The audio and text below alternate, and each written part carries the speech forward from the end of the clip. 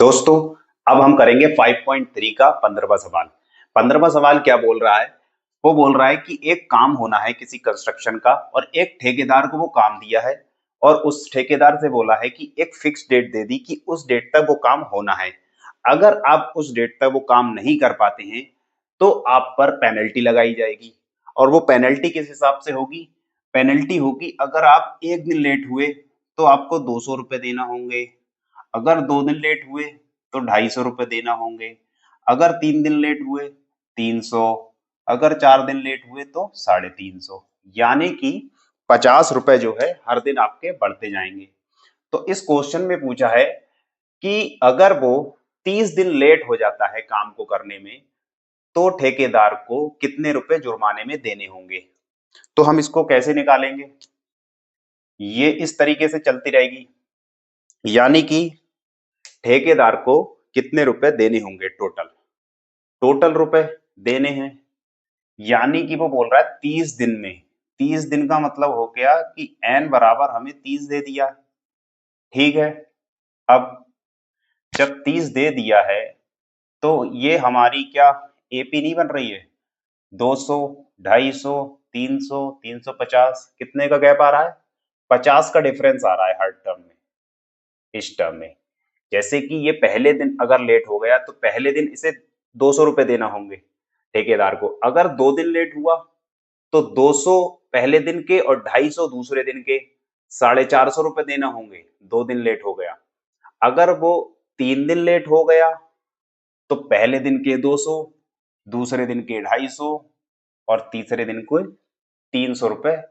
कुल मिलाकर उसे 3 दिन के 300 और 400 यानी कि 700, 750। 3 दिन के 750 रुपए उसे जुर्माने में देने होंगे। इसी तरीके से वो पूछ रहा है कि 30 दिन तक ये लेट काम हुआ है तो उसे कितने रुपए जुर्माने में देने होंगे। तो हम यहाँ देखते हैं, क्या ये हमारी एक एपी नहीं बन रही है? बिल्कुल बन रही है, क्योंकि हमारा यहाँ क्या है, हर टर्म के बीच में 50 का डिफरेंस है। कैसे निकालते हैं डिफरेंस? इसमें से इसको घटाकर या फिर अगली टर्म में से पिछली वाली घटाकर, कोई सी भी अगली ले लो, ये वाली ले लो, ये वाली ले लो, ये वाली, या इसमें से ये घटा लो, इसमें से ये या इसमें से ये। तो हमारा पहली टर्म ये है, तो पहली टर्म क्या होती है? ए बराबर 200 दे दिया। ठीक है। उसके बाद डी, डी बराबर मेरा 250 माइनस 200 यानी कि 50। मुझे ए मिल गया, ए मिल एन मिल गया, ए मिल गया, डी मिल गया। अब मुझसे पूछ रहा है कि वो 30 पदों का योग क्या मैं नहीं निकाल सकता? मुझे पहली टर्म भी मिल गई, दूसरी भी मिल गई, तीसरी, चौथी, इसी तरीके से मैं एन पद तक जा सकता हूं। लेकिन क्वेश्चन में बोल दिया है कि 30 टर्म है सिर्फ, यानी कि 30 दिन ही वो काम को लेट हुआ है। अब क्या हम इसमें पदों के योग का फॉर्मूला नहीं लगा सकते?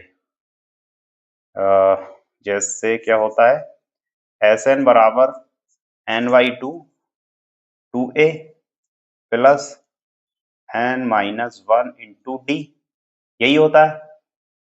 अगर n की वैल्यू मेरी 30 है तो मैं लगा दूं यहाँ बाकी सबकी वैल्यू। जैसे n की वैल्यू मेरी 30, यहाँ से 2 इंटू ए की वैल्यू 200। ठीक है, प्लस यहाँ n की वैल्यू है और d की वैल्यू मेरी आ गई 50। ये आ गया। क्या कर सकता हूं मैं? आ, चलो देख लेते क्या हो सकता है इसमें। ये हो गया हमारा, 2 से तो इसको काट ही सकता हूँ, 15। ये 15 हो गया, ये हो गया मेरा 400। ठीक है, प्लस 30 में से एक गया 29, 29 और 50 की मल्टीप्लाई हो रही है, 29 इंटू 50। ठीक है, ये आ गया। यानी कि ये मेरा कितना आ जाएगा? 1450। ये मेरा कितना हो गया? 15, 400 तो वैसा ही है, प्लस ये हो गया मेरा 1450, 50। ठीक है, कैसे हो गया? अगर मेरा यहाँ 30 होता, 5 दिया 1500 आता। ठीक है। अब मैंने एक एक कम है तो मतलब 50 कम कर दूंगा तो 1450। ठीक है, यहाँ तक आ गया। अब क्या करूंगा? इस 15 तो मल्टीप्लाई हो रही है।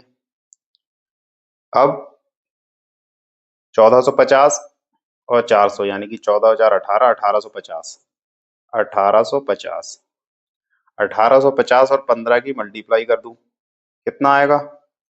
15 0 0, 15 पंजे 75 का 5 हासिल 7, 15 अट्ठे 120, 120 और 7 27, 12, 15 ही कम 15, 15 और 12, 15 12 कितने हो गए? 27। ये आया 15 और 12 हमारे हो गए 27, यानी 27,750 रुपए उस ठेकेदार को देने होंगे। किस बात के देने होंगे? ये इस बात का जुर्माना लगा है कि उसने 30 दिन अपने समय में एक निश्चित जो डेट थी, फिक्स डेट दी थी, उससे 30 दिन वो काम ऊपर चला गया था, तो उस बात का ये जुर्माना दिया है। ठीक है।